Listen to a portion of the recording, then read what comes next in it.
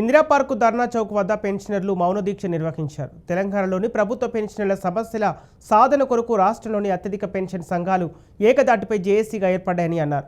జేఏసీలో 33 సంఘాలతో కలిసి పోరాటం సాగిస్తున్నట్లు వారు తెలిపారు. పెన్షనర్లు తమ దీర్ఘకాలిక అపరిష్కృత సమస్యలను ప్రభుత్వానికి విన్నవిస్తూ పరిష్కారం చేయాల్సిందిగా కోరుతున్నామని వారు తెలిపారు. ఈ కార్యక్రమానికి నాన్ టీచింగ్ పెన్షనర్ల అసోసియేషన్తో పాటు పలువురు ప్రముఖులు పాల్గొన్నారు.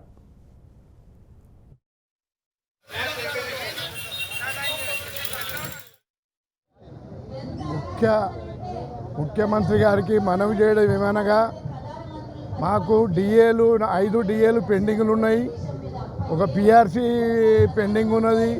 అది కేసీఆర్ పీరియడ్ నుంచి పెండింగ్లోనే వస్తున్నాయి కనుక మరి మాకు దయచేసి మాకు ఇవి రిలీజ్ చేయాలని సీఎం గారికి మనవి చేసుకుంటున్నాము. మేము ధర్నా చేయడం కారణం అదే. జై Telangana. Professor Jayashankar, Telangana state agriculture university non teaching pensioners association తరఫున నేను వెంకటేశ్వర్లు ప్రెసిడెంట్.